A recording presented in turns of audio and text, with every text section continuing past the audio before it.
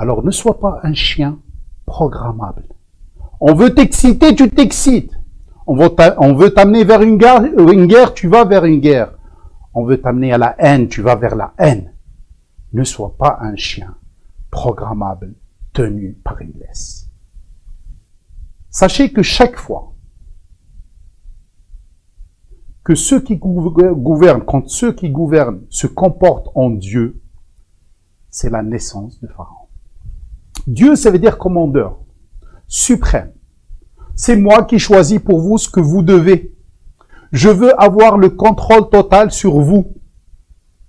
Et oui, c'est la naissance de Pharaon. À chaque fois que ceux qui nous gouvernent se comportent en Dieu, je commence à perdre ma liberté. Pharaon sème la terreur pour nous gouverner. Il faut qu'il crée quelque chose qui nous fait peur. Mais bonne nouvelle, pas de panique. Aucun pharaon n'a duré. Aucun.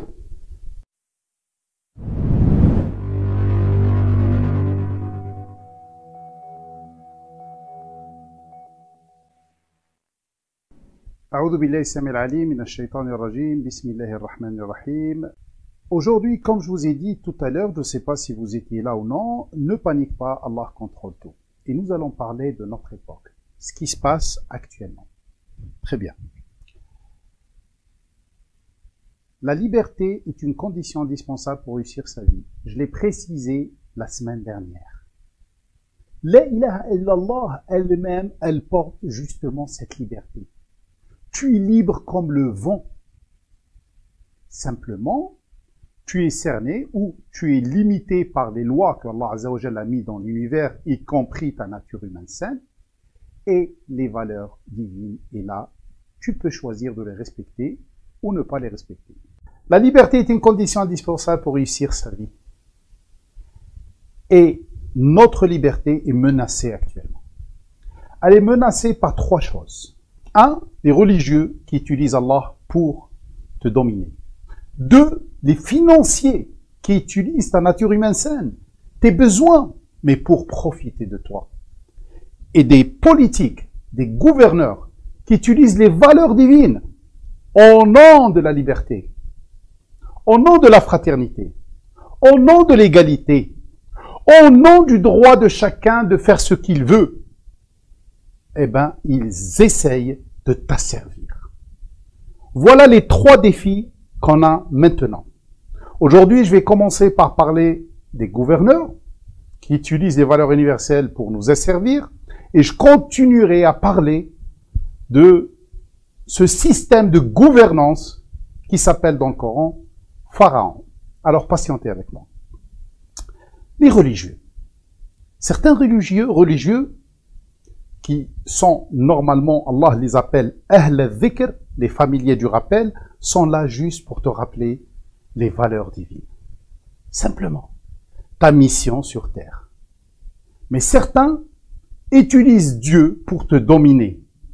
Interdit, halal, haram, licite, illicite, tu ne peux pas, ça c'est pas bon, tu dois faire ci, tu dois faire ça, juste pour te dominer. Et bien sûr, cela va servir aussi les financiers qui vont profiter bien sûr des obligations. Vous avez le domaine du halal qui est comme preuve et aussi les gouverneurs qui vont profiter suite à ce que j'ai légifère les religieux. C'est pour ça ces trois-là, souvent, ils s'entendent entre eux. Et vous pouvez les détecter facilement. Alors pour les religieux, nous avons parlé la semaine dernière de ne sois pas singe, ne sois pas imitateur. Alors pour te protéger des religieux, ne sois pas singe. Essaye de rester éveillé. Ne gobe pas tout. Réfléchis. À chaque fois que quelqu'un te dit c'est licite, illicite, mets ça devant les valeurs divines.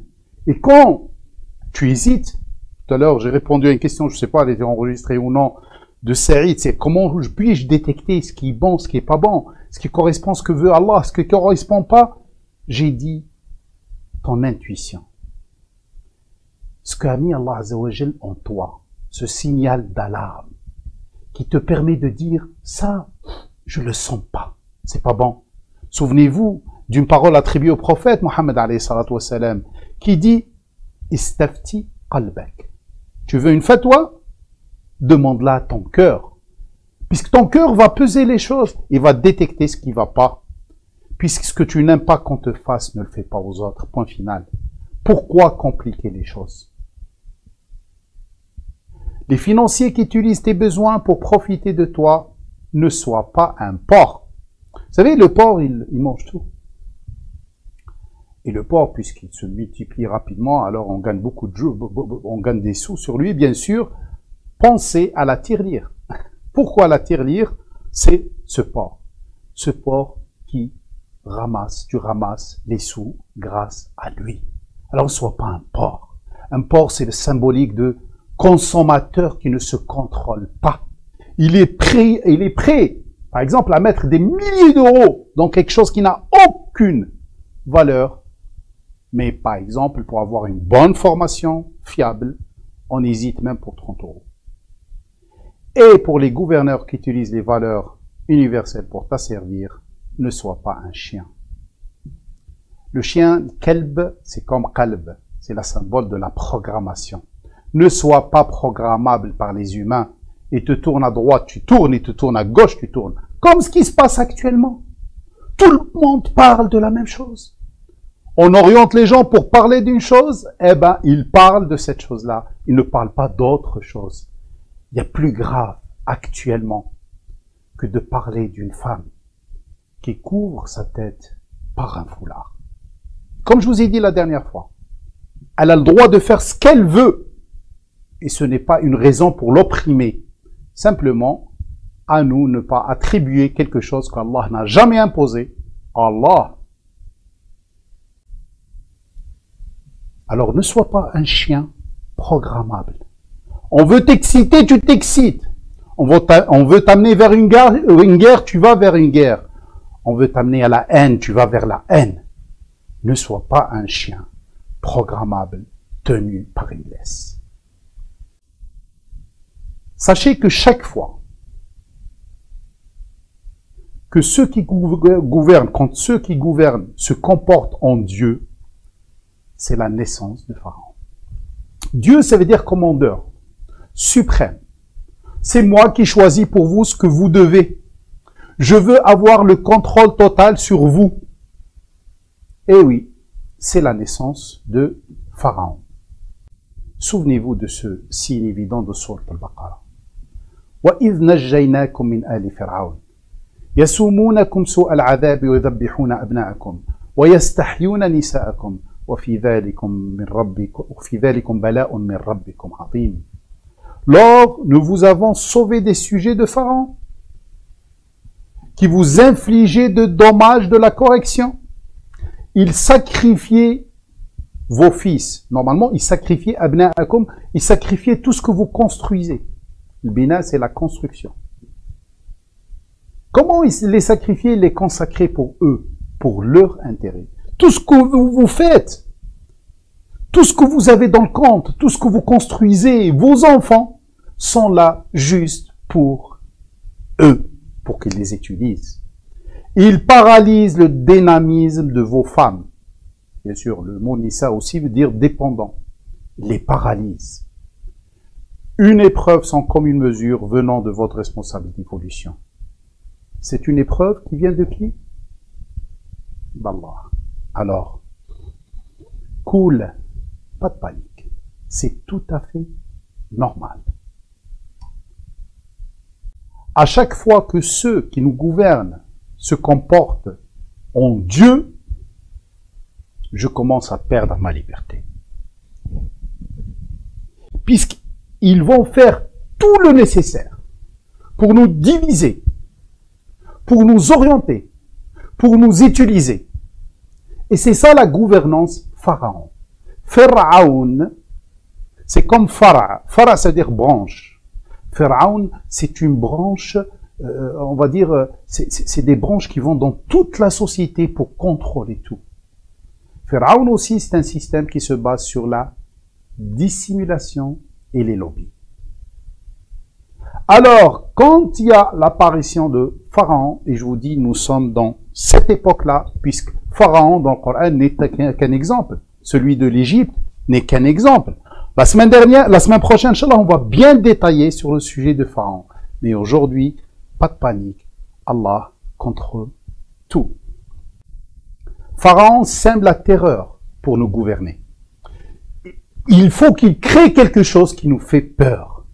C'est pour ça, ceux qui font confiance à toute personne qui appelle à la liberté, la liberté, elle n'est pas trop suivie. Bien sûr, Moïse, c'est la symbolique de ceux qui appellent à la liberté, d'accord, dans tout siècle, partout. Alors on a fait confiance à Moïse qu'une lignée issue de son peuple.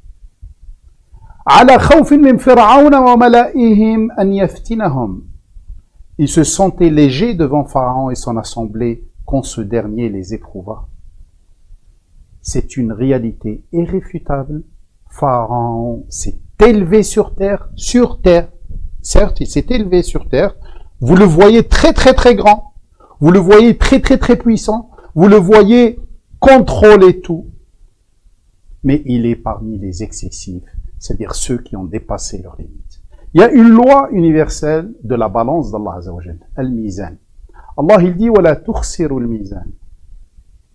Attention de diminuer la valeur de la balance ou dépasser la valeur de la balance, la valeur de la mesure, sinon tout l'univers se retourne contre vous. Et c'est ça ce qui va se passer à Pharaon et son élite, Al-Pharaon, puisqu'ils ont dépassé les limites. Mais bonne nouvelle, pas de panique. Aucun Pharaon n'a duré. Aucun. Et Pharaon lui-même. Parce que Pharaon, c'est pas vraiment une personne, c'est un système. Ce système pharaonique le sait très bien. C'est pour ça qu'il panique. Il commence à délaisser les valeurs que lui-même a élevées au-dessus des gens. Vous savez, Pharaon, je vais vous parler de ça la semaine prochaine, mais il utilise les valeurs pour grandir. Eh bien, il va commencer à délaisser ses valeurs. Il en fut de même, tout le temps, des élites de Pharaon, de ceux qui les précédèrent. Ils nièrent les signes évidents d'Allah. Allah leur envoie des signes. Et on va parler de ces signes. Bien sûr, vous connaissez les signes des grenouilles, les signes des puces, etc., le sang. Allah leur envoie des signes. Il y a des gens qui meurent en mer. Il y a des gens qui sont très pauvres. Des guerres qui éclatent de partout. Mais cette gouvernance ne réagit pas. Alors Allah les saisit par les conséquences même de leur agissement. Les conséquences même de leur agissement. Bidhunubihim. Fa'akhadhahumullahu bidhunubihim. Ce qu'ils font et tout ce qu'ils font, tout ce qu'ils forgent, toute initiative qu'ils font va se retourner contre eux. Et alhamdulillah, l'humanité commence à se réveiller. Soyez sûrs, Allah est doté d'une force inébranlable et stricte dans les poursuites. Shadidul iqab, strict dans les poursuites. Alors, pas de panique. Aucun pharaon n'a duré. Ce n'est qu'un passage. D'ailleurs, même j'ai le sentiment de dire, tiens, la délivrance s'approche. Puisque quand il y a l'apparition de Pharaon, ça veut dire que la délivrance s'approche. Dans cette situation, je dois me reposer sur Allah, pas sur quelqu'un d'autre. وقال موسى يا قوم إن كنتم آمنتم بالله فعليه توكلوا إن كنتم مسلمين. Moïse dit, ô mon peuple, si vous faites vraiment confiance à Allah, reposez-vous sur lui.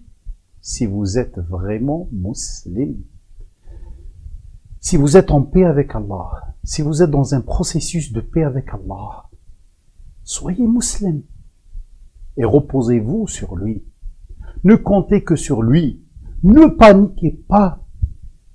Puisqu'il faut savoir que Allah Azza wa Jal ne laisse passer quelque chose, ne laisse exister quelque chose que si elle est bénéfique pour l'humanité.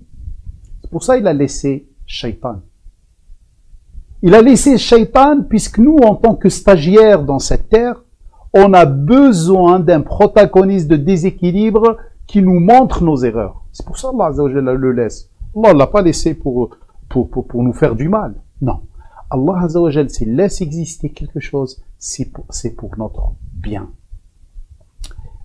Alors ne panique pas, Allah contrôle tout. Et je finis avec le verset que la plupart d'entre vous connaissent.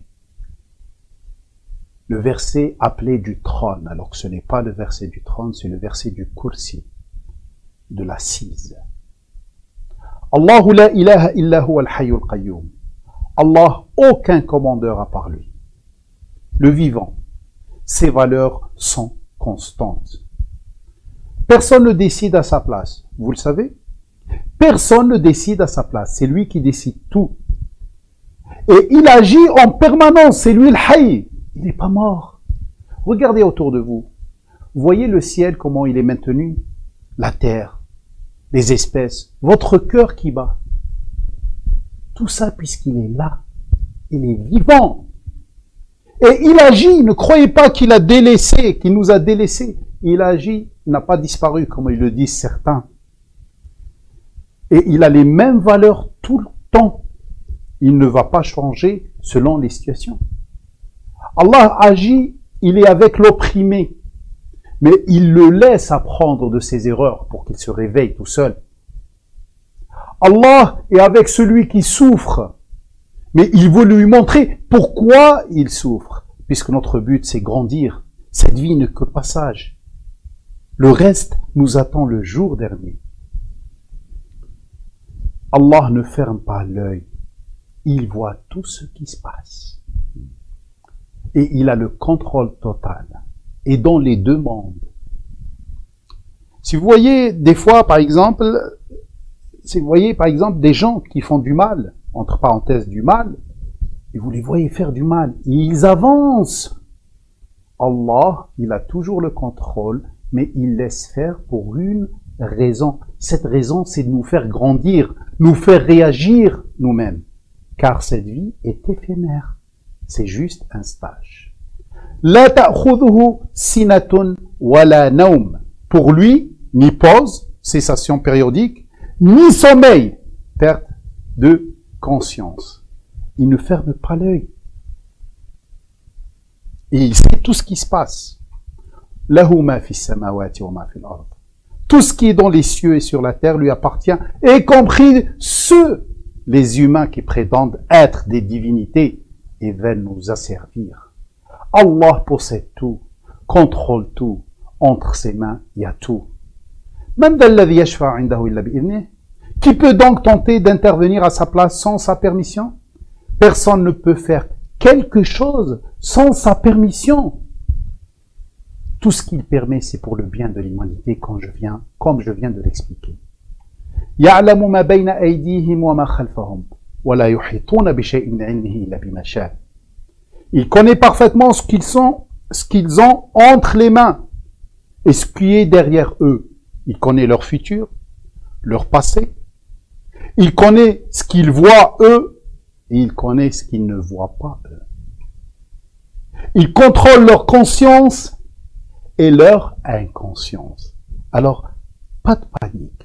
En plus, alors que ces derniers ne parviendront jamais à cerner la moindre parcelle de son savoir, sauf ce qu'il a choisi de leur dévoiler pour une raison qui est chez lui. Allah Azza wa Jal, il dévoile sa science à certains pour les amener à réfléchir, à dire tiens, c'est Allah qui m'a donné cette science. Mais eux, ils continuent. Ils continuent dans leur chemin pharaonique pour asservir les gens, au lieu de se réveiller et dire qu'il y a plus puissant que nous.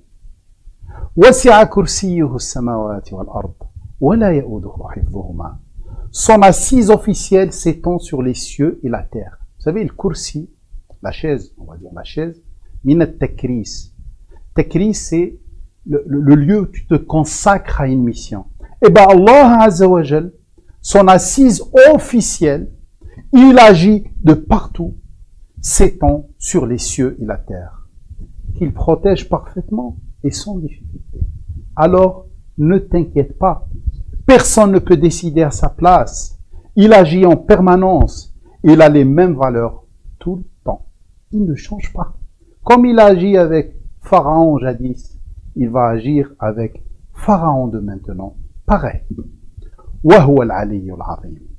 C'est lui, le très haut. Plus haut. L'ali, ça veut dire celui qui est plus haut de toute chose haute. Il est plus haut. Plus haut que Pharaon. Plus haut que son élite. Plus haut que ses armées. Il est plus puissant. Et sa puissance est infinie. D'ailleurs, Allah Azza wa Jal nous précise dans le Coran, pour combattre Pharaon, il y a 5 étapes à peu près. Et je vais les décrire, Inch'Allah, la semaine prochaine. Voilà, j'espère que j'ai rien oublié. J'ai dit à ce que j'ai à dire plutôt. Si je me suis trompé, sûr et certain, ça vient de moi. Et si j'ai dit quelque chose de vrai, ça ne peut venir que d'Allah Azza wa Jal. Je vous conseille de revoir les versets vous-même, de les étudier vous-même. Il y a une traduction que j'ai essayé, moi et Jean-Paul Gabard, de la mettre un petit peu la plus proche des mots, mais le Coran est intraduisible. On ne peut pas le traduire. Pourquoi? Puisque dans chaque situation, une traduction différente. Vous n'atteindrez jamais la stabilité dans vos activités tant que vous n'aurez pas canalisé ce que vous aimez. Quelle que soit la chose que vous dépensiez, soyez certain qu'Allah en aura connaissance. Alors, n'oubliez pas. Wa akhiru da'wana, on dit Alhamdulillahi Rabbil Alamin. Rendez-vous la semaine prochaine, Inch'Allah, pour un nouveau rappel et justement comment combattre Pharaon. Salam alaikum wa rahmatullahi wa barakatuh.